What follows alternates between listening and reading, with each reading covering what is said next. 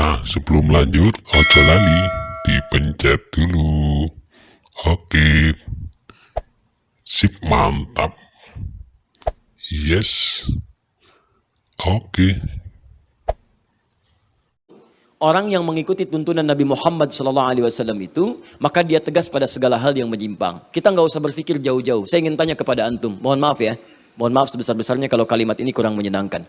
Berapa kali antum tegas menindak segala hal yang menyimpang dalam pandangan mata kita? Bahasa paling singkatnya, berapa kali kita dalam sehari melihat maksiat dengan mata kita? Coba lihat apa yang kita lihat di handphone kita, majalah yang dibaca, acara yang ada di TV. Jangan-jangan sampai hari ini masih senang dengan gosip. Jangan-jangan sampai hari ini masih melihat tayangan-tayangan yang tidak elok untuk dipandang. Seharusnya kalau antum mengaku umat Nabi Muhammad, jauhi semua itu.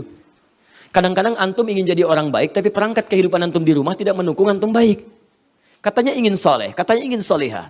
Tapi membuka channel di televisi yang membuat antum keluar dari kesolehan itu untuk apa?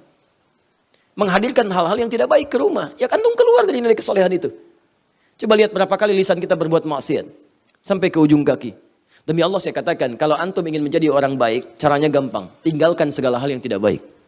Maka antum akan kembali pada kebaikan-kebaikan. Ciri umat Nabi Muhammad itu, ciri yang pertama kata Al-Quran, tegas pada segala hal yang menyimpang. Bahasa paling singkatnya, ciri umat Nabi itu pasti baik perilakunya. Ya, tuh tandanya. Salah.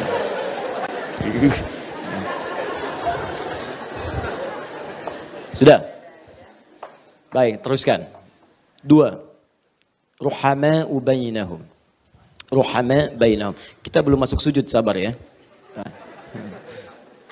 Sayang dengan sesama. Muslim.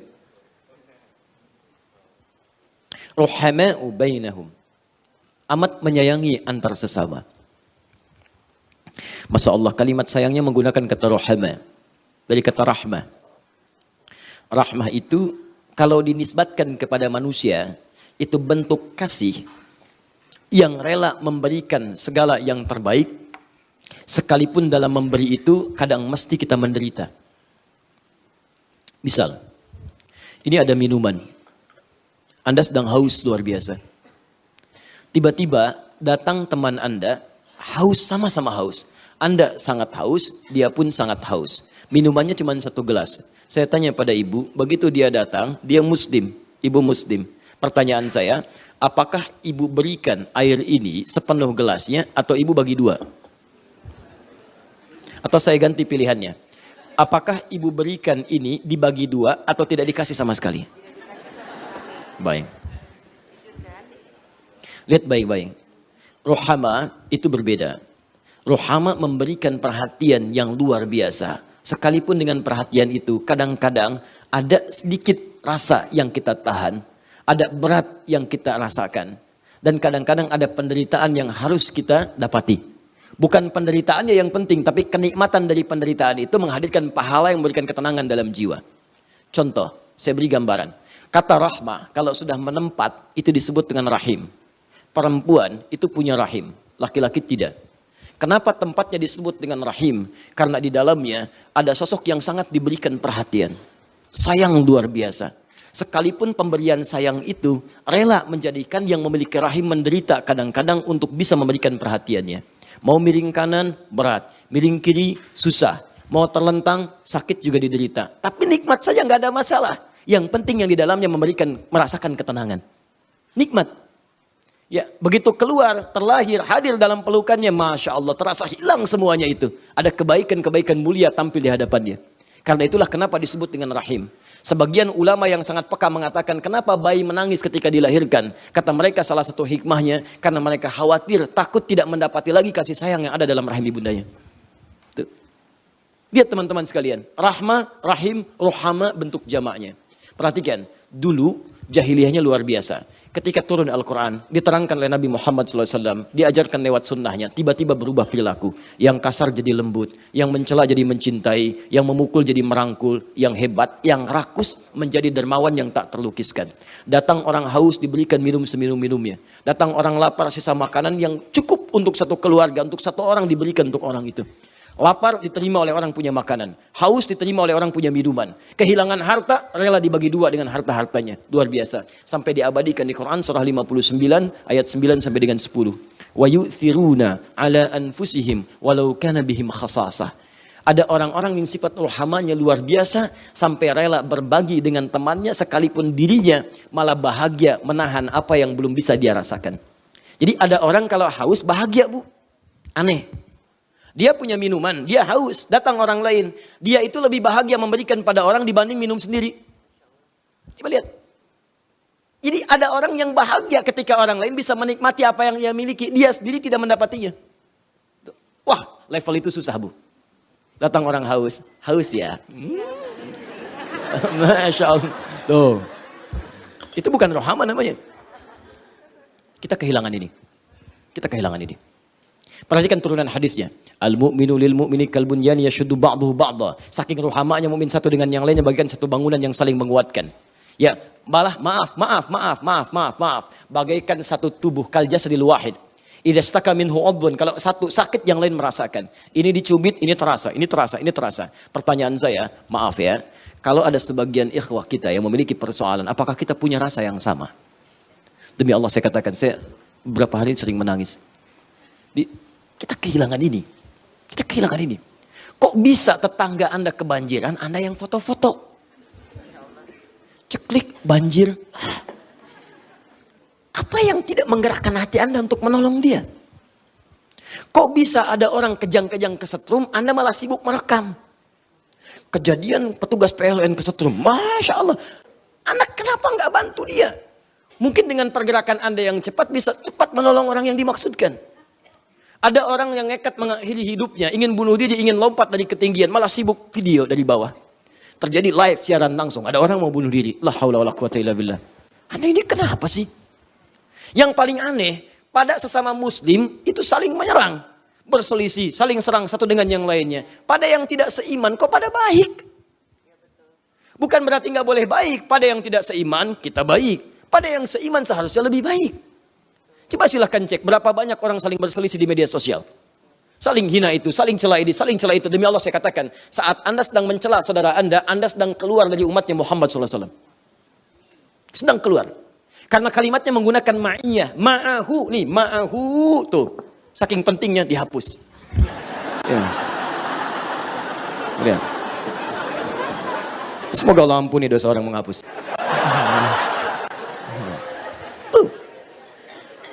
Ma'iyah ini artinya kebersamaan, ma'iyah, ikut. Jadi kalau Anda melanggar ketentuan ini, Anda keluar dari rombongan ini. Keluar. Anda sedang berbaris, Anda keluar relnya. Kereta api kan ada relnya tuh.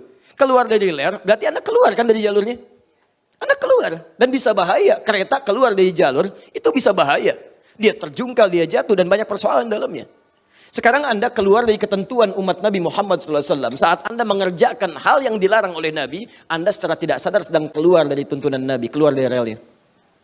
Ya, silakan cek. Anda mencela teman Anda sendiri, Anda menggibahkan dia, Anda menuduhnya, Anda berbuat zalim kepadanya tanpa hal yang dibenarkan, maka Anda sedang tidak diaku sebagai umat Muhammad SAW.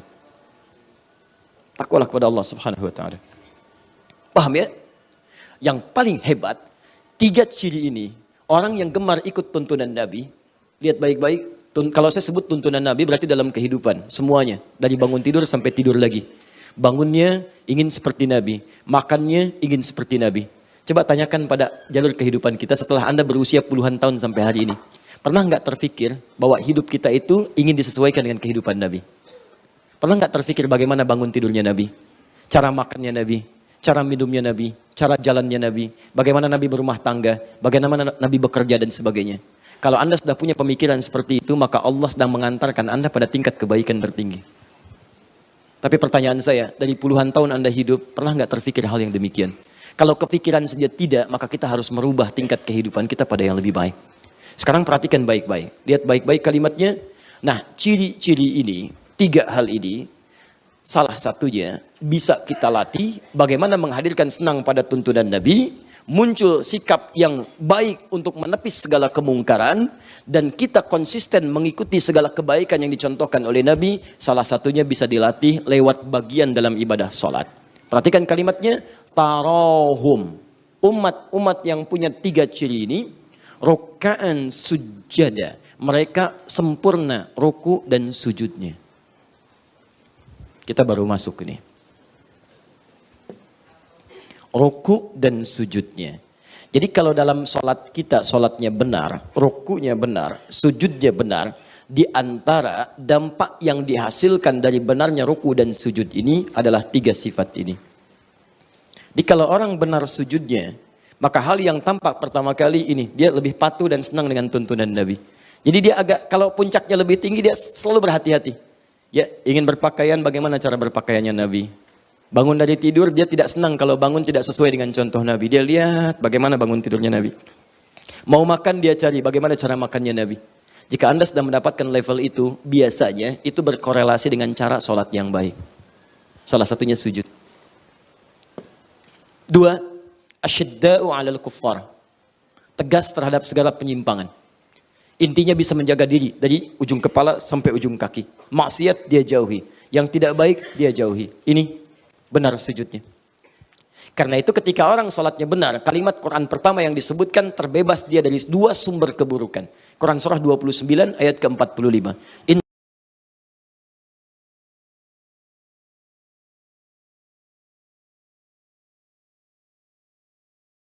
Salata tanha 'anil fahsya wal munkar. Ini tegas pada yang menyimpang. Fahsya, munkar. Mata tidak melihat yang fahsya, telinga tidak mendengar yang munkar, kaki sampai ke ujung tangan menghindari keduanya. Ini.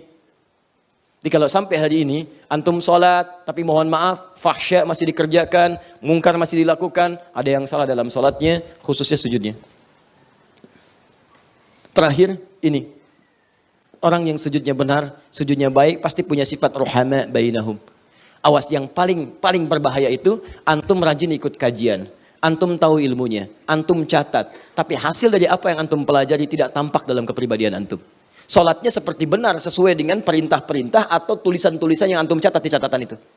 Angkat tangannya begini, Masya Allah, sejajar dengan bahunya. Rukunya sempurna, sampai dengan sejajar kepala sampai bagian belakangnya. Tapi Masya Allah, ketika melihat teman, celak sana, celak sini. Masya Allah, selisih sana, selisih sini. Ini begini, ini begitu. Ada yang salah dalam salat antum. Tahu teorinya, rapatkan saf, lurus, tumitnya yang lurus, rapat supaya setan tidak masuk. Teman satu belum rapat sedikit, hei, rapat. Masya Allah. Ada yang salah. Ya, ada yang salah. Paham ya?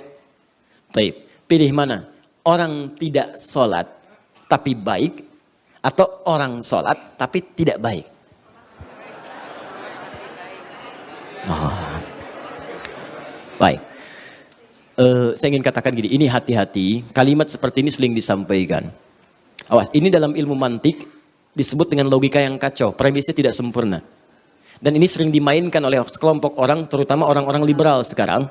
Anda mesti hati-hati, karena 2 premis ini disebut premis yang bermasalah, tidak nyambung keduanya.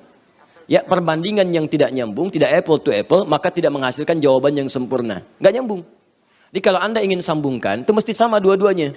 Lihat, misal, padanan yang sering dimunculkan begini, pilih mana pemimpin muslim yang tidak jujur, atau non-muslim yang jujur.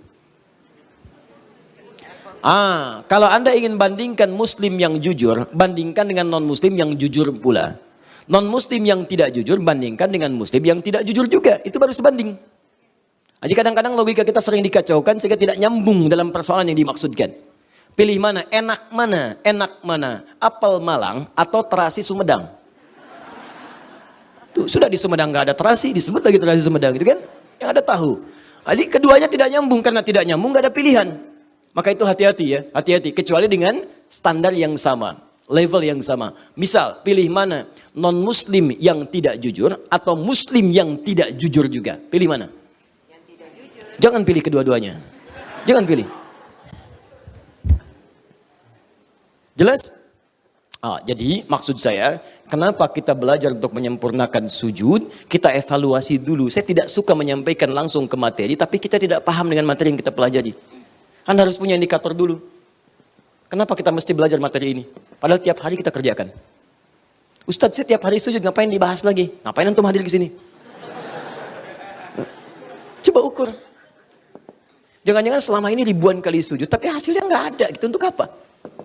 Nah, kalau hasil ini bisa kita dapati, misal dampak sujud antum itu ada, maka antum dapat hadiah langsung dari Allah Subhanahu wa taala.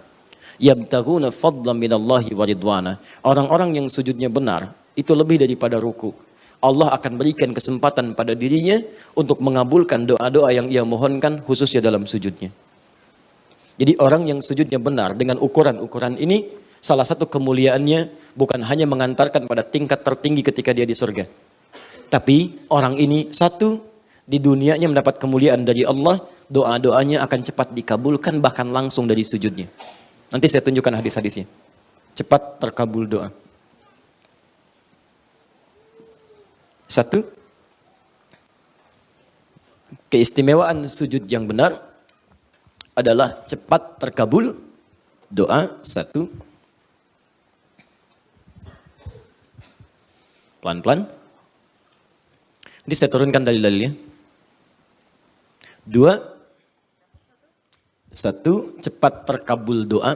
Jadi kalau sujud antum benar, punya ukuran khususnya 3 hal tadi. Senang dengan sunnah-sunnah Nabi, ya, sikapnya baik terhadap sesama, kemudian tidak suka dengan hal-hal yang Allah dan Rasulnya larang. Jadi begitu antum kemudian berdoa khususnya dalam sujud, seketika bisa dikabulkan. Baik. Dua, akan nampak kenikmatan dan kesenangan dalam ibadah. Jadi orang yang sujudnya benar, itu akan berdampak nikmat dan senang dalam ibadahnya.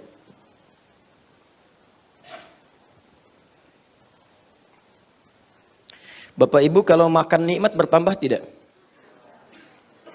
Kalau makannya nikmat nambah tidak?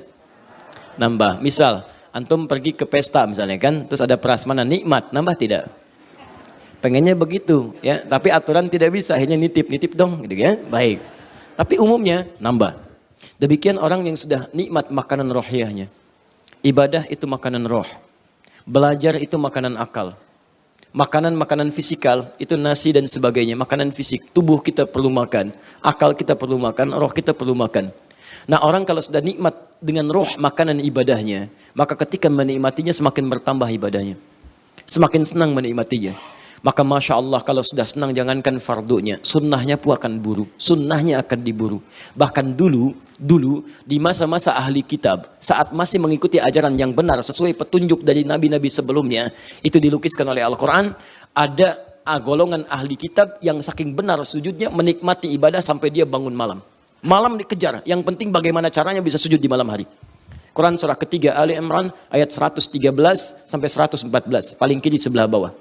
Laisu sawa'a bin ahlil kitabi ummatun qa'imatun yatsduna ana al-laili. Lihat ujung kalimatnya, wahum yasjudun. Ada perbedaan. Semua ahli kitab tidak buruk semua, ada yang baik-baik. Bahkan di antara mereka, lihat kalimatnya, ada yang sengaja berburu waktu-waktu malam untuk membacakan ayat-ayat Allah dan memperbanyak sujud kepada Allah Subhanahu wa taala. Wahum yasjudun. Saking nikmatnya mereka sujud sampai jangankan yang fardu, yang sunnah diburu malam. Makanya kalau antum ingin melihat orang-orang soleh, itu malam waktu terbaik. Orang yang benar-benar soleh dalam pandangan Allah, dia tidak akan menyanyikan waktu-waktu malamnya.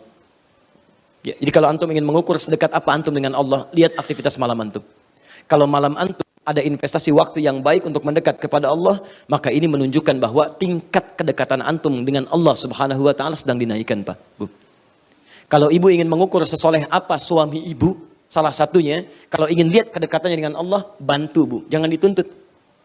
Berarti suami saya belum soleh ya? Bukan. Anda bantu, dorong, doakan, ajak. Pak, malam bangun yuk. Enggak mah, malam ada bola. Masya Allah. Nih pembalasan, kan semalam kalah tuh Madrid sama Tottenham Hotspur 3-1 lagi. Oh misal gitu kan, sampai hafal tuh. Sekarang nggak bisa.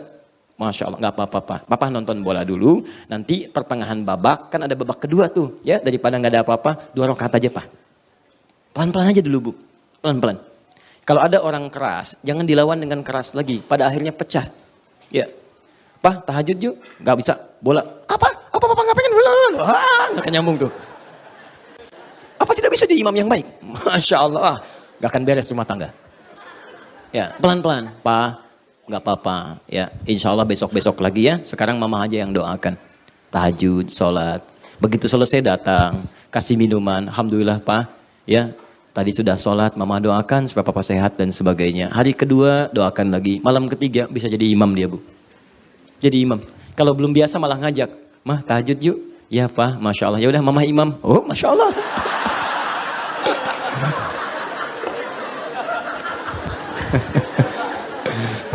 Berarti ibu punya masalah serius ya. Punya masalah serius. Satu.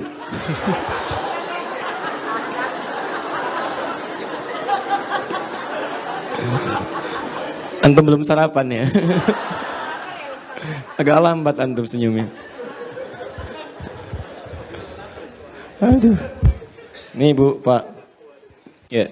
Makanya antum catat, antum lihat. Gampang kalau ingin jadi orang soleh. Malam maksimalkan. Ini kalau nikmat sujudnya, ini ibadah akan diburu. Ya. Bahkan Nabi pernah mengatakan, ni'mal abdu Abdullah. Hamba yang paling baik itu Abdullah. Sepanjang dia bisa bangun malam. Ini.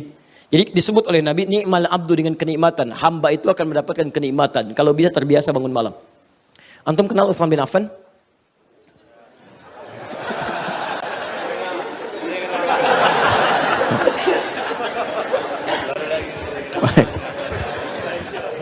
Sehat ya. Utsman bin Affan itu kaya luar biasa. Hartanya banyak, asetnya ada sampai sekarang. Tapi kenikmatan terbesarnya bukan saat omsetnya bertambah. Datang harta bukan. Tapi saat waktu malam tiba. Kata Imam An-Nawawi, ya saya sering ungkapkan kalimat ini, ada di kitab At-Tibyan fi Adab Hamalatul Quran, terbitan dari Kutub Al-Islamiyah, warna merah marun, paling kanan sebelah atas halaman 38.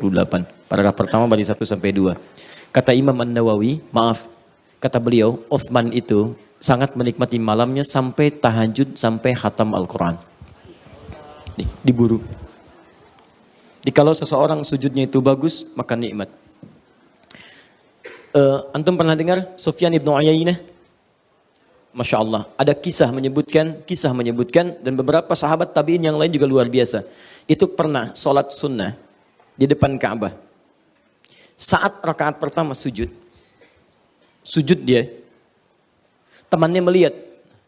Begitu tawaf, ini Ka'bah, tawaf temannya, berbalik, tawaf pertama, ini masih sujud yang pertama, belum bangun. Tawaf yang kedua, masih sujud, belum bangun. Saking nikmatnya sujud, sampai tawaf yang ketujuh yang terakhir masih belum bangun dalam sujudnya.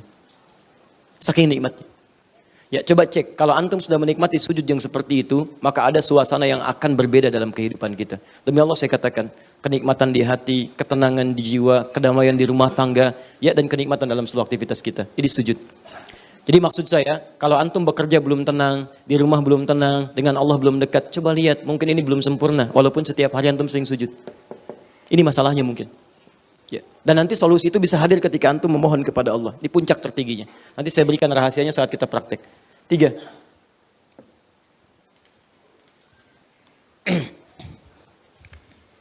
Sudah? Orang yang sujudnya benar, sesuai dengan petunjuk Al-Quran dan Sunnah, maka dia bisa mendapatkan kenikmatan puncak surga tertinggi bersama Nabi SAW.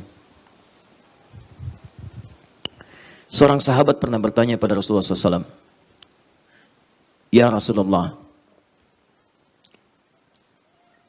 saya ini bukan Nabi, tapi saya begitu rindu dengan engkau. Di dunia ini saya berusaha untuk selalu berjumpa dengan engkau. Malam saya memikirkan engkau. Begitu malam saya menunggu supaya besok bisa berjumpa kembali." Karena beliau ditanya oleh Nabi, "Kenapa kamu kurus begini? Apa kurang makan?" Supaya khawatir ada kekuatan dalam dirinya berkurang. Kata sahabat ini, "Saya bukan kurang makan dan saya juga tidak selemah yang dibayangkan. Kalau diperintahkan jihad, saya jihad sekarang. Cuma fisik saya menjadi begini karena terlampau rindu dengan engkau. Kalau siang saya menunggu berjumpa dengan engkau. Kalau malam saya tidak bersabar untuk berjumpa dengan engkau. Tapi yang paling membuat saya terfikir luar biasa, sampai saya sulit menyentuh makanan, bukan karena enggak kuatnya. Ya, mohon maaf, lihat kalimatnya. Sampai sekarang saya berpikir, saya ini bukan seorang nabi. Saya khawatir kalau saya meninggal, saya tidak berjumpa lagi dengan engkau saat di akhirat nanti. Engkau seorang nabi, engkau seorang rasul. Surgamu tingkat yang paling tinggi. Sementara saya bukan nabi, bukan rasul, saya hanya orang biasa. Sekalipun Allah perkenankan saya masuk ke dalam surga, saya tidak tahu apakah akan berjumpa dengan engkau. Anda bisa bayangkan, seorang yang pernah melihat dan hidup dengan nabi, begitu rindunya berjumpa dengan nabi saat berpisah sementara waktu. Maka bagaimana dengan kita yang tidak pernah menatap dalam kesehariannya? Peluang kita hanya bisa berjumpa nabi di akhirat nanti. Maka apa jawab nabi kepada orang yang dimaksudkan tadi? Masya Allah, turun ayat Quran di sini dan turun keluar kalimat Nabi SAW. Ayat Quran yang turun adalah Quran surah keempat An-Nisa ayat 69. Perhatikan ayatnya. Wa may yuti'illaha war rasula fa ulaika ma'al ladzina an'ama Allahu 'alaihim minan nabiyyina was-siddiqina wasyuhada'i was-salihin wa hasuna ulaika rafiqa. Ada ayatnya? Tayyib, lihat, wa may yuti'illaha war rasula, siapa yang mau menaati Allah dan Rasulnya, fa ulaika ma'al ladzina an'ama Allahu 'alaihim, maka orang-orang itu akan disatukan oleh Allah, diberi nikmat, dikumpulkan di surga bersama orang-orang yang telah diberikan, ditetapkan nikmat oleh Allah kepada mereka. Siapa mereka itu? Minan nabiyyina, dari semua nabi. Ada anbiya, ada nabiyyin, itu beda. Kalau anbiya, beberapa nabi. Makanya di surat Al-Anbiya tidak semua nabi dikisahkan, beberapa nabi saja. Tapi kalau nabiyyin, semua nabi. Jadi ada orang yang saking dimuliakannya oleh Allah, maaf, ditempatkan di surga bersama dengan semua nabi. Pak, tetangganya siapa? Saya Ustadz Fulan, Masya Allah. Bapak siapa? Syekh Fulan. Bapak siapa? Kiai Fulan. Kalau Anda siapa? Depan saya, Nabi Ibrahim. Belakang, Nabi Musa. Kiri, Nabi Isa alaihissalam. Kanan Nabi Muhammad sallallahu alaihi wasallam. Nabiyyin. Was-siddiqin, orang-orang jujur. Was-syuhada, para syuhada. Was-salihin, orang-orang saleh. Ditempatkan mereka di situ. Wa hasuna ulaika rafiqa, dan itulah teman-teman terbaik yang mengiringi Anda di surga. Kata Quran, ada teman-teman terbaik di surga. Siapa teman yang lebih baik dibandingkan Rasulullah sallallahu alaihi wasallam? Tidak ada. Dzalikal fadlu. Nah, ini dzalikal fadlu. Itulah keutamaan terbaik, fadlu. Ini.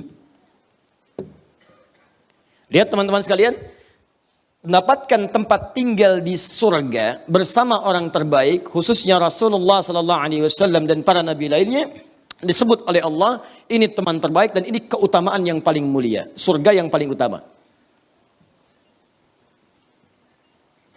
Nah, ketika turun ayat ini, apa yang Nabi sampaikan pada orang tadi? Lihat kalimatnya, alaika bikathratis sujud. Alaika bikathratis sujud. Maka kamu perbanyak sujud, perbanyak sujud, perbanyak sujud. Yang diminta oleh Nabi, sujud. Di orang-orang yang banyak sujudnya, orang-orang yang benar dalam sujudnya, nikmat sujudnya bukan cuma dunia yang Allah berikan kepadanya, tapi akhirat diberikan tempat yang terbaik. Karena itulah ketika sujudnya benar dikembalikan ke Al-Fatah ayat 29, lihat kalimatnya. Lihat, tarahum rukka'an sujjada yabtaghuna fadlan minallahi wa ridwana. Fadla. Disebutkan di ayat ini, orang sujud, dia minta fadlun. Di antara makna fadlun, keutamaan yang Allah berikan saat di surga. Makanya ketika orang sujud, motivasinya macam-macam. Ada orang minta dunia, tapi orang-orang terhebat, dia meminta akhirat kepada Allah subhanahu wa ta'ala. Saya ingin bersama Nabi, ya Allah. Ya Allah, saya tidak pernah menatapnya, ya Allah. Ya Allah, saya rindu kepada ya Allah. Ya Allah, saya ingin berjumpa dengannya, ya Allah. Ya Allah, mohon berikan kesempatan, ya Rab, ya Rab, ya Rab. Jangan sampai akhir kehidupan saya di surga nanti tidak berjumpa dengan Rasulullah SAW. Sujud dia minta. Ini poinnya. Jika antum ingin merasa berjumpa dengan Rasulullah SAW, maka perbanyak sujud. Minta. Dan semoga Allah kabulkan insyaAllah. Tidak cukup dengan amin ya, kita mulai dulu. Karena tidak semua orang sujud bisa mendapatkan keistimewaan itu. Surga belum didapat, dunia pun belum bisa diraih. Karena itu, bagaimana caranya mendapatkan semua ukuran kemuliaan ini, kita harus belajar cara sujud yang baik.